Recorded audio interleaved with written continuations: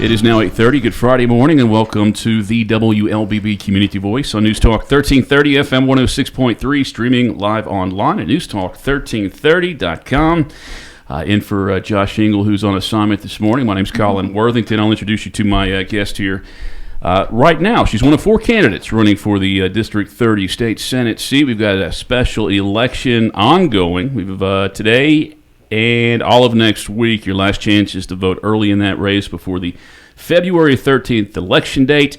Possibility there'll be a runoff, so they need to go back, like 2 or 3 weeks later, and then whoever wins that race gets to be a legislator for 4 days in Atlanta. Now, I think we've already had at least two of the candidates on the program so far this morning. I'm going to introduce you to Ashely Kecskes Godwin, again, candidate for Senate District 30. Good morning. Good morning, Colin. How are you? Doing great. It's great to meet you. Good. Nice to meet you, too. Great to have you on the program and a chance to introduce yourself during this race.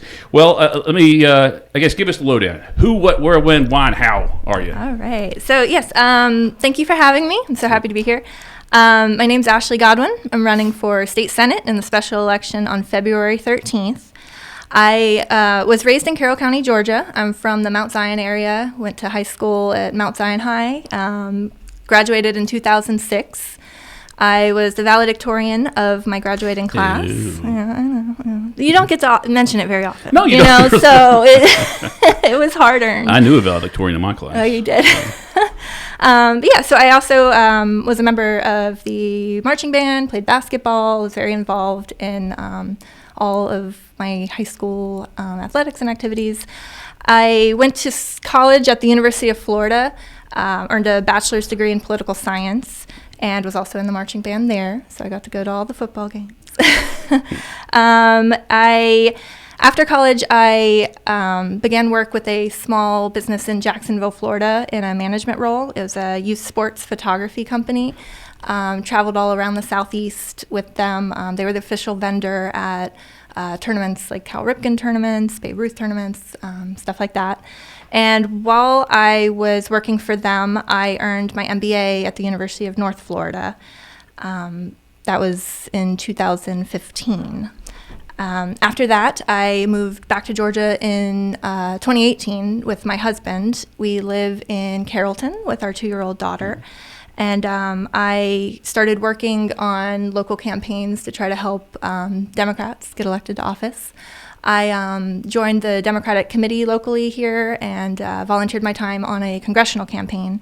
I was the regional coordinator for Get Out the Vote efforts in Carroll County, Fayette County, and Coweta County. I did a lot of door knocking, got out in the community, got to hear what issues were most important to people during that time. And yeah, that was a fun experience in 2018. After that, when the election was over, I had to find a new line of work because it didn't work out for the candidate I was working for. But in 2019, I dove into the film industry in Georgia. I applied to go to the Georgia Film Academy, and it's a program that kind of partners with the film industry. It's a job-based program. So you take classes, they train you in different areas, camera, lighting, electric, and then you are placed in an internship at the end of the program with a production, like a production that's working in Georgia. And my internship was with Marvel Studios' Black Panther 2, Wakanda Forever. And since then, I've worked on 3 productions in Georgia, and so that's a little bit about my background. Well, yeah, that's actually kind of fun. I mean, is that explain to me or remind me the rules that made Georgia all of a sudden attractive to movie makers. I mean, so within the last decade, really, this. Yeah. So right? when I graduated high school, I had always also been interested in film, but I didn't want to move to LA, so it wasn't something I really thought I could pursue back then. But since then, the Georgia film industry has grown tremendously. I mean, in recent years, they were the leading location in the world for film production. I don't know if we still are now, but I know in recent years we held that distinction, and that was because of the tax credit that is offered to films. So, is that is there any legislation that you're aware of that might benefit to see that blow out even more, or maybe curb it for change any rules? Is there anything going on like that you've heard people talk about? Nothing that I've heard of. I know in recent years there was talk of maybe rescinding the tax credit, but I don't think that we should. The industry brings in a lot of money to Georgia. I mean, it's a boost for the economy in a lot of different ways. There's so many jobs to work in film. It's not just, the actors or the director. There's construction jobs, electricians, concessions, sound, camera. There's food. There's, local industry, caterers. There's, it does a lot for local businesses as well. Time right now is 8:35. My guest this morning, one of 4 candidates running for the open Senate District 30 seat. Represents half of Carroll County now, all of Haralson County, a little bit of Paulding County, and a little slice of Douglas County as well. If Mike Dugan, District 30 Senator, did not resign earlier this year, would this have been a race you'd have been interested in this year, or, had you consider it for the future?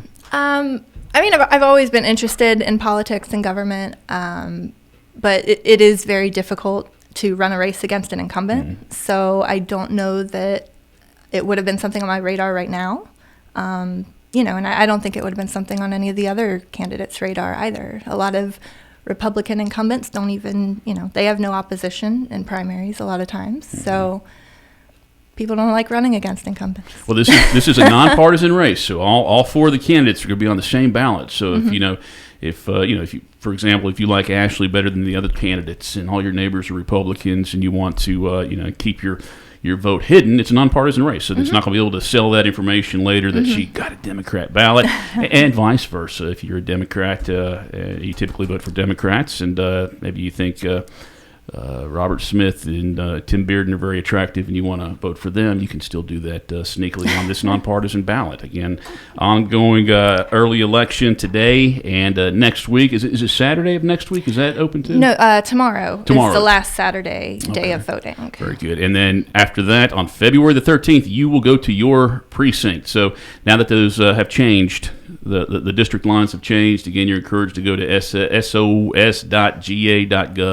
and confirm that you are in the new District 30, because I guarantee there will be people that go out on these days to vote for this race and possibly not in there. I guess the biggest one that was affected was like the UWG precinct, right? That's left out of this. Yeah, that's not in the district. And I've heard that some candidates have actually sent their flyers to people who aren't in the district. So you may even be receiving mailers and not be in the district. So you should definitely go online and check. It's at mvp.sos.ga.gov. And there was confusion in that up until like the 22nd. I don't think people even, I don't even think the elections offices knew exactly where that precinct was cut. So those things could have been sent out before that. What are the issues? We talked before the show. You have gone door to door. So what are some of the issues that you're hearing from people concerned in this race? Well, so for me, some of the main things I'm running on, one of the main issues that I'm hearing about is healthcare. Georgia is one of 10 states in the nation that has still not expanded Medicaid. And so I know that the Democrats are working hard on Medicaid expansion in Georgia. Medicaid expansion right now, as it is in Georgia, if we expand Medicaid, we can get health coverage to more people. Right now, it's if you are at 100% of the poverty line, you qualify for Medicaid. In states with Medicaid expansion, it would be expanded to those who are at 138% of the poverty line. So if we can fill that gap, get people more coverage, help with preventative care, hospitals, it's good for hospitals because it prevents uncompensated costs. A lot of people, if you can't pay your medical bills, you just won't. You just won't. And then hospitals. And now it doesn't even affect your credit, right? No. Yeah. So we've seen a lot of hospitals closing in Georgia, right? In rural Georgia, and Medicaid expansion will help keep those hospitals open. It'll, give people the care they need, and it's really important that we get that done. What's the pushback on doing that? Well, I don't know. It doesn't make a lot of sense. Under the Affordable Care Act, the federal government will provide a 9-to-1 funding ratio for states.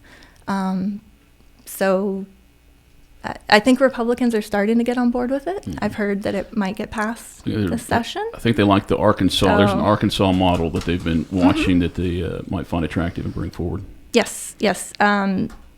So in states, like Arkansas and whatever, that have expanded Medicaid, adults are likelier to have a personal physician, receive care for chronic conditions and other, annual checkups.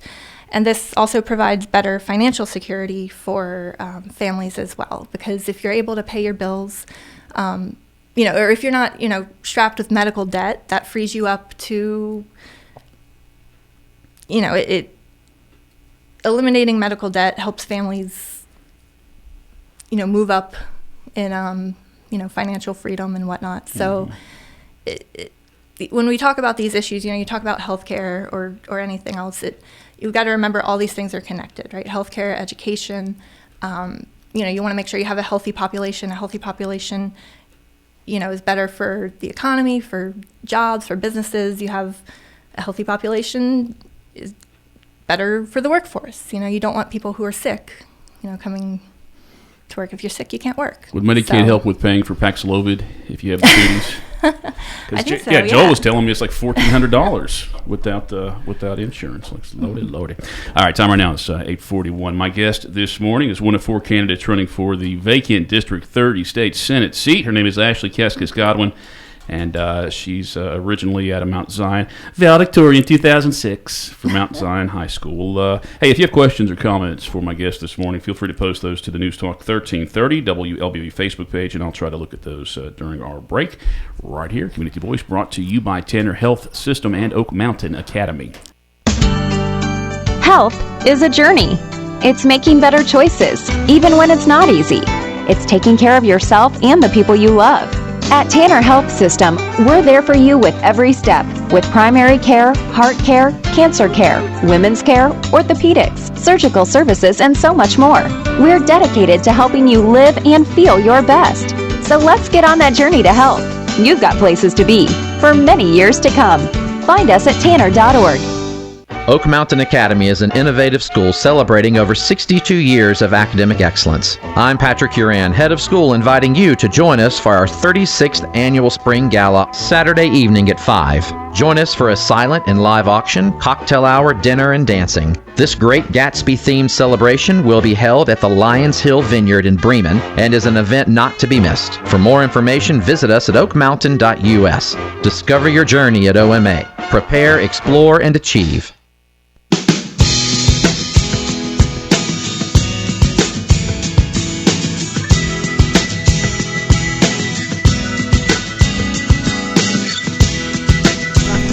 (843). Welcome back to the WLBB Community Voice here on News Talk 1330 FM 106.3, streaming live online at newstalk1330.com.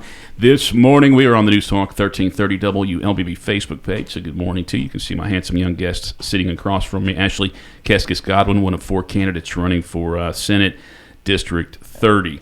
Let's talk. Well, we'll talk about the confusion again about this district. Because I think we got to, just remind people. And they may not listen to half of these shows. They may have this on in the car and be half listening. And just got to remember that the district has changed significantly. I mean, for this race, beginning of this race last year, if there was I don't know if there was an election for district. No, there wasn't any election at all for District 30 last year. But 2 years ago, if you went and voted for District 30 and you lived in the southern portion of Carroll County, you will not be voting in District 30 again. Have you been able to bring that to anybody's attention that was surprised, or do you think people are generally picking that up right now? I still think there's a lot of confusion about it. From what I've read online, a lot of I follow some of the groups on Facebook, Republican groups, Democratic groups, and in the comment section, a lot of people are, wondering if they're in the district or, Haralson County, I don't believe was in the district before. No, they were. They were? All of Haralson County was. Well, they are now. Yeah. But yeah, so everyone in the southern area of Carroll County, Bowden area, not in the district, which leaves people also without a representative, at least for the remainder of the year. Mm-hmm. So. And I'd asked you this too, if you were to win this race, and maybe not need a runoff or whatever, and you get to serve as a senator actually under the Gold Dome for 4 days or whatever it turns out to be at this point. Would you and say you win this one, but you don't win the one on the primary election in March, or is it May? Yes. Say you don't win that one. Would you continue to find duties as a senator for the rest of this year? I mean, would you? And what would those duties be? Just answering questions from constituents? Would you still do civic engagements? Absolutely. I mean, there's still a role for somebody, even when the session is over, to reach out to community members, see what's most important to them, and even if that just means relaying that information to the next representative, there's still work to be done, even if you're not in session.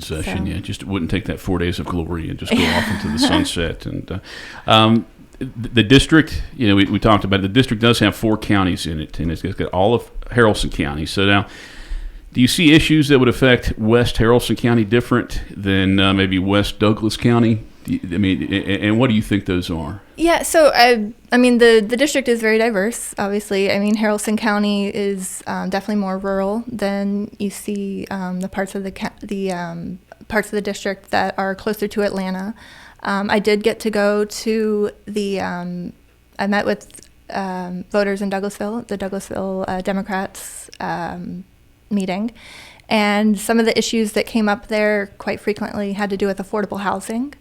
And I know, with a lot of these issues, the important part is just recognizing that there is a problem, right? That's the first step, is recognizing that there's an issue or something that we need to fix. Now, the solutions to those problems may not be so obvious at first, but as long as you recognize that there's a problem and then speak with industry leaders, you can, work to solve those problems. But if you don't even recognize that we have an affordable housing issue right now, then that's, you're not ever going to address it. I know that the Carrollton Housing Authority recently suspended their applications for affordable housing. If you go to their website right now, it says they're no longer taking applications because they received way too many and there's too long of a wait list. So that's obviously a problem that needs to be addressed, and I don't really hear other candidates talking about that. Well, is that something that somebody on the state level, has can do something on, or is it just point them in the right direction of who to talk to? I mean, because I like the conversations. I like those going on. I worry that that's one of the reasons why politics is so broken, because we don't know who to go to with them. I'm surprised, and you didn't tell me this. I mean, are you getting national issues? I mean, when people talk to you and they say, so yeah, that's the other thing is people. I think national politics sometimes trickles down into local level. You hear people talking about, we need to, defend our borders and, fight illegal immigration and things like that. But those aren't necessarily things that the state, we don't have enough. Has much impact on. Yeah. So I think some of the more local things that people are concerned about, and I've heard, people are kind of tired of the national political scape right now. They just want to deal with the things that affect their daily lives, right? They want somebody who's going to fight for affordable housing, who's going to make sure education is fully funded, that they have access to health care, good paying jobs, stuff like that. And so I think that's what people are most interested in. And those are the things that, members of the General Assembly should be working to deal with, not worrying about the, national noise that's going on. That term, fully funding education, we hear that a lot during this. What is that? When is education fully funded? Sure. So the way that Georgia's education funding works now is it's based off of, the number of students in each district. There's an allocation method per student, and then there's weights that are attached to different areas. We middle school, higher weight than high school, and then special education receives a higher weight than others. And so number of students times that weight is allocated to each school district, and then there's subtracted, there is local taxes that pay for school funding as well. And so in the state of Georgia, when we're talking about fully funding education, there currently is not. Education is not just what goes on in the classroom. You want to make sure you're funding your school lunch programs. You want to make sure you're funding transportation. Right now, the share of transportation funding from the state for each county has gone. Each school system has decreased, and that puts a bigger burden on rural school systems who maybe don't have the property tax money that they can't match property tax money with the areas of the state where maybe they bring in more tax income. So you have this disparity between school systems where some school systems maybe are receiving more money and resources, but others aren't.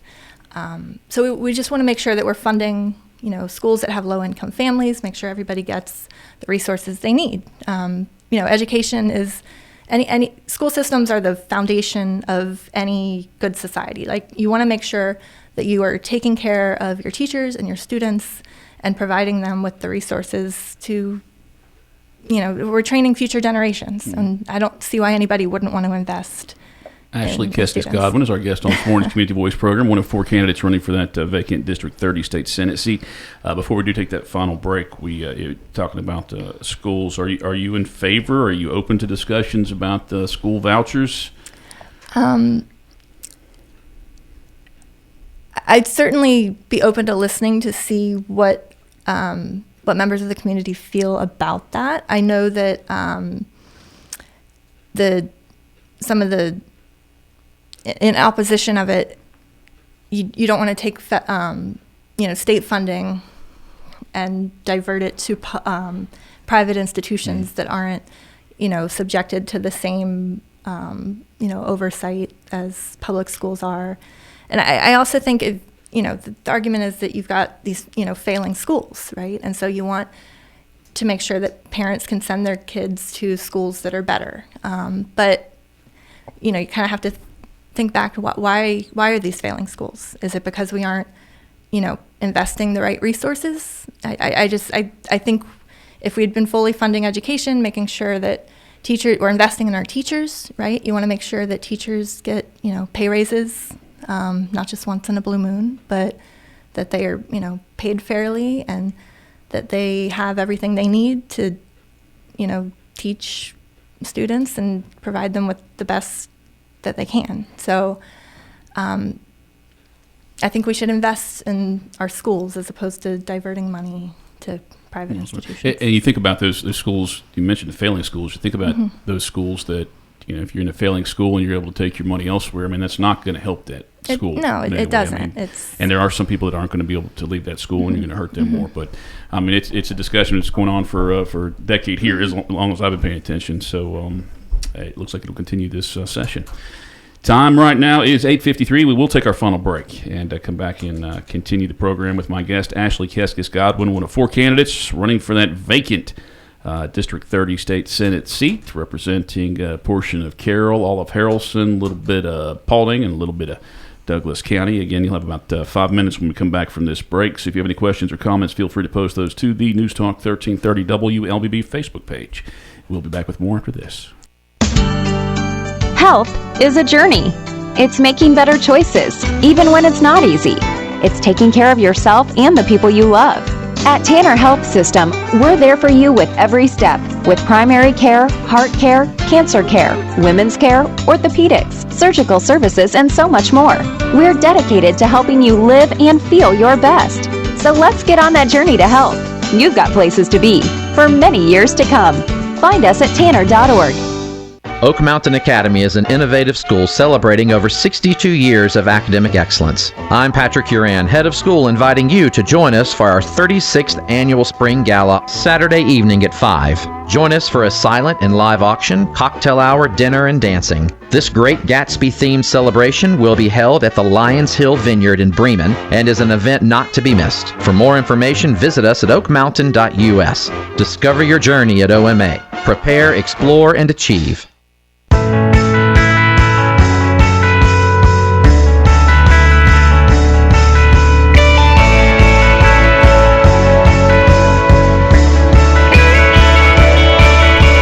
855, welcome back to the WLBB Community Voice program on this Friday. My name is Colin Worthington. My guest this morning, one of 4 candidates running for that vacant District 30 State Senate seat.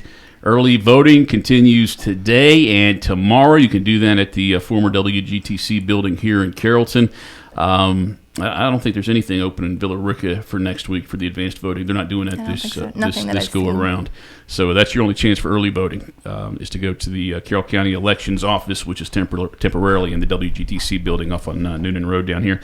And but of course, Election Day is February the 13th. That's when you can actually go to your own polling place and vote inside your own precinct. So if you want to wait till the 13th, as many people do like to, you'll go to your precinct. But again, verify that you are still in District 30, as there were some big changes over the last several months. Again, my guest, Ashely Kecskes Godwin, one of 4 candidates in that race. You'll see her name on there. 5 minutes left. And you have brought this up a couple of times. I mean, Democrat. You're going to have that D by your name, and to some people that's just an automatic, wipe you away and move to the next person. Carroll County is probably 66-33 right now. Haralson County is probably 99.7.02. Maybe I'm joking, but yeah, traditionally these seats have been, I guess at least since the early 2000s, these seats have been held locally by Republicans. I mean, so why even make that effort, I guess, to say. Right. So, yeah, let's address the elephant in the room, right? I'm a Democrat, but beyond that, I'm a mom, I'm a wife, I'm somebody's daughter, I'm an American, I'm your neighbor. I grew up here, and I'm very disheartened to see the way that campaigning in this country for political office is the turn it's kind of taken. Painful. I receive mailers in every election cycle, bombarded with mailers, right? And I mean, we're in an election year now. Mailers are going to keep coming, right? We've got national election coming up, presidential election, and a lot of times, especially on the national level, the rhetoric in campaigns has gotten so horrible. I get mailers all the time that people are painting each other as their neighbors as enemies, and I'm not anybody's enemy. I'm just because I have some different political leanings or different views on how we should allocate funds and structure the budget, that doesn't make me an enemy. I think that candidates have a responsibility to speak to members of their community and voters in a way that informs them about what's going on policy-wise, and should refrain from using words like we're going to war, I'm going to fight for you, I'm going to fight against the woke mob, or I'm going to defend the state from our president. No matter what president it is. This is on both sides of the aisle. I get Democratic flyers that are we're going to I'm going to fight you on, I'm going to fight against Trump, or I'm going to fight against Biden. It's like, why are we doing this? This is not productive to the conversation. It just continues to, divide, voters and neighbors, and it's not right. So, I'm a Democrat. That's not a bad thing. On the national level, I think they want us to stay. They want us to be fighting each other. And do you ever see a chance for a happy medium ever? To where everybody's in the middle of the road and just accepts that, all right, well, you want this, but I want this, so we need to meet here a little bit. I think there are a lot of people who do feel that way. Sometimes we get confused because, we are attracted towards the loudest people in the room, and so you've got, groups on each end of the spectrum that are, shouting on the internet, and we think that that's the opinion of mainstream, but a lot of people don't vote. We have no idea how they feel, and I think people who don't vote are maybe they just don't like the way the political climate is, and I think those people maybe are a little bit more middle of the road, but they just don't have anybody that they feel like they can support or that they would support in an election. But yeah, I think that candidates should treat the office with dignity and respect, and treat their voters with respect, and make sure we're talking about issues and not fighting. We got 30 seconds. Just give me an email or a phone number that people can get more information, or a Facebook page or something. Facebook page. You can go to Ashely Godwin for Georgia, facebook.com/vote Ashely Godwin, or you can email me at voteashleygodwin@gmail.com. All right, Ashley, thank you. It was good to meet you. Thank you for being on the program. Time right now is 9 o'clock. Have a good weekend. National headlines and the local stories you care about.